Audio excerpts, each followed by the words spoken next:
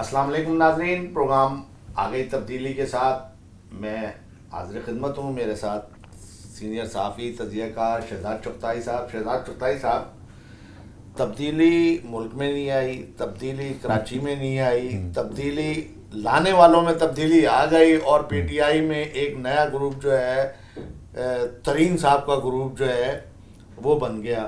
تو میرا خیال تو یہ ملک اور قوم کے ساتھ جو ایک کھیل کھیلا جا رہا اور انتہائی گھنونا قسم کا کھیل ہے، جس میں معیشت کے دعوے کیے جا رہے ہیں بلندی کے، لیکن اصل تو شہزاد صاحب جو صورتحال ہے، لوگوں کے پاس اب کھانے کو کچھ نہیں ہے.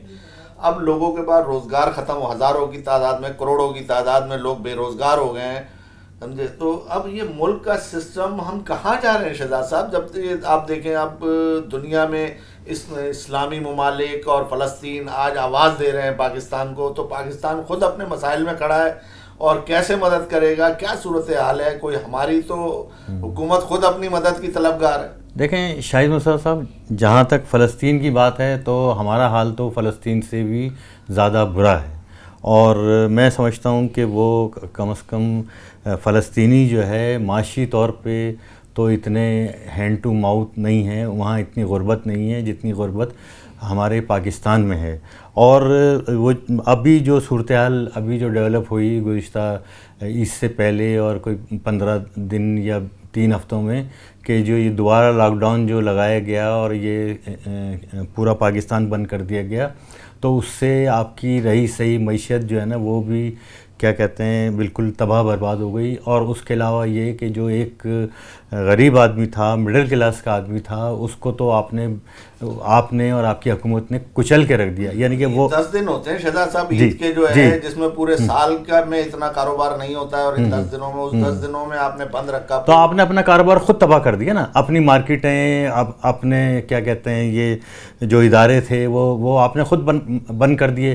اچھا، پھر یہ کہ آپ ایکسپورٹ کی بات کرتے ہیں کہ جی ایکسپورٹ بڑھنی چاہیے اور یہ سب چیزیں ہونی چاہیے، لیکن جب وہ آپ کے یہاں بالکل لاک ڈاؤن ہوگا اور کارخانے بند ہوں گے، ابھی بھی بہت سارے لوگ جو ہے ان پہ پابندیاں ہیں اور ان کو اپنا بزنس چلانے کی اجازت نہیں ہے، تو پھر آپ یعنی کہ ترقی جو ہمارے یہاں تو ترقی معکوس ہے نا، ہم تو پیچھے کی طرف جا رہے ہیں. میں آج ایک اخبار دیکھ رہا تھا تو اس میں انہوں نے بتایا تھا، ایک 50 سال پرانی کٹنگ انہوں نے اس میں دکھائی، 74 کی غالباً تھی وہ.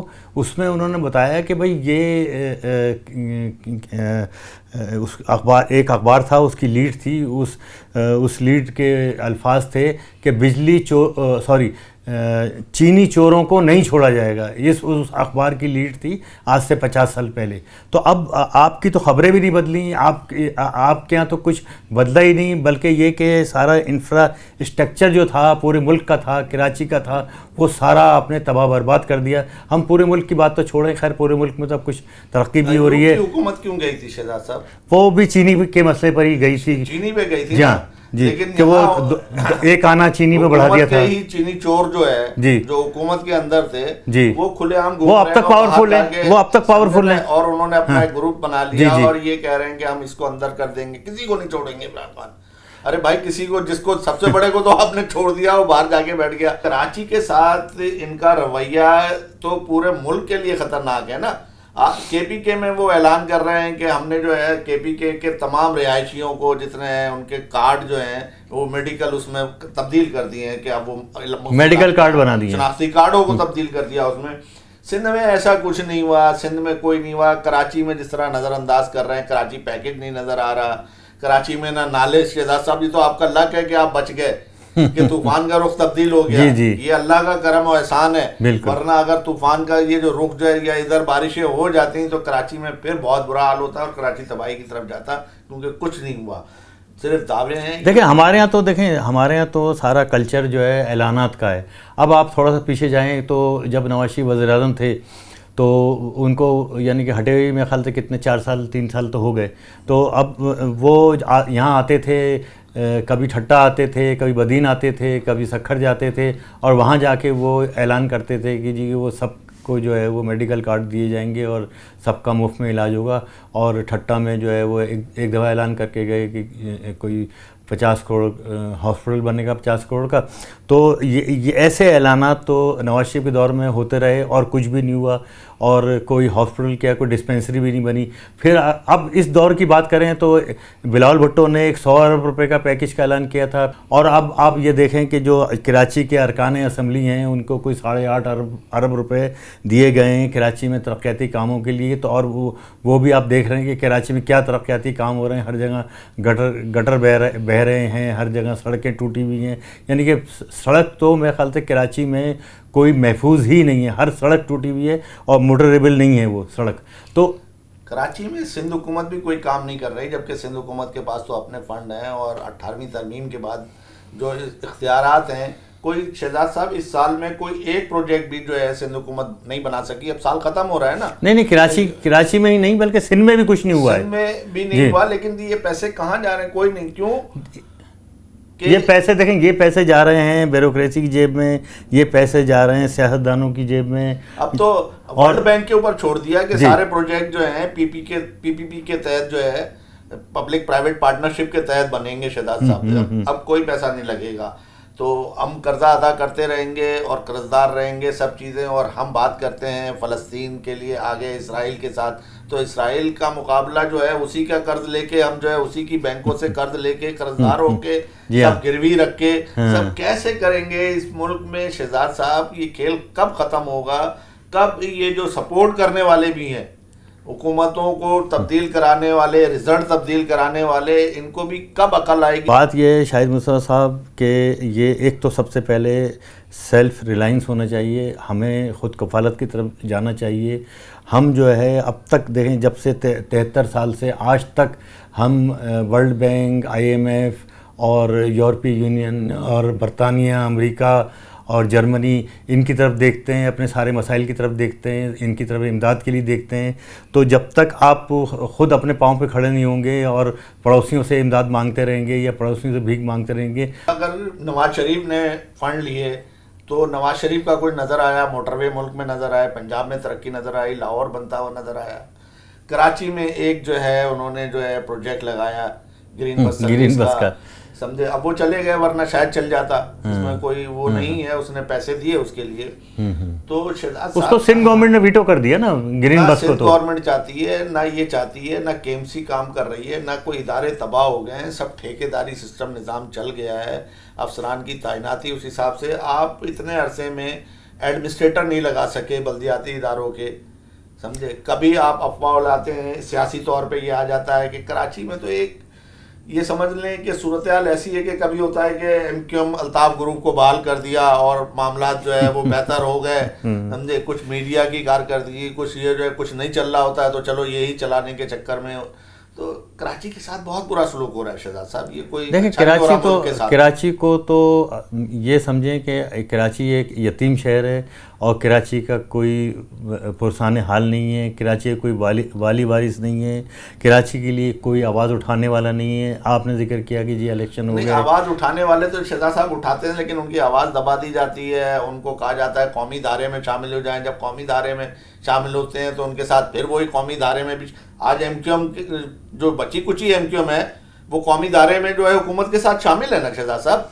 नहीं, मेरे कहने का मकसद ये कि ठीक है हुकूमत में शामिल है और PTI भी हुकूमत ही है, लेकिन आप देखें कि PTI के अरकान कराची के लिए क्या कर रहे हैं, या दूसरे जो कराची से इलेक्ट हुए हैं, इवन पीपल पार्टी के लोग इलेक्ट हुए हैं, मुस्लिम लीग का भी एक आध है, वो जो TLP के भी लोग हैं। तो मेरे कहने का मकसद ये कि ये अरकान असम्बली अगर ये तय कर लें कि भाई हमें जो है कराची को कराची बनाना है, तो मैं समझता हूँ कि दुनिया की कोई ताकत, सिंध गवर्नमेंट, फेडरल गवर्नमेंट या कोई सियासी माफिया इनको रोक नहीं सकती। अगर एक MP तय कर ले कि मुझे इस हलके में ये सड़क बनवानी है और वो आवाम को लेके बैठे उस सड़क पे बैठे धरना दे। शहजाद साहब कैसे कर लें? पॉलिसी नहीं है। आपको बताएं, वज़ीर बल्दियात साहब ने लियारी एक्सप्रेस-वे का दौरा किया और वहाँ गैर कानूनी पानी के कनेक्शन पकड़े और उस पर ये कहा कि ये काम वो बिलावल भुट्टो की हिदायत पे कर रहे हैं। तो इसका मकसद ये है कि CM ने और इन दीगर जो आपके वुज़रा हैं या आपकी एजेंसी, वर्किंग एजेंसी हैं, वो उसके पीछे क्या बिलावल का कहना ज़रूरी है? क्या गेम गवर्नमेंट की सतह पे हो रही है सारे?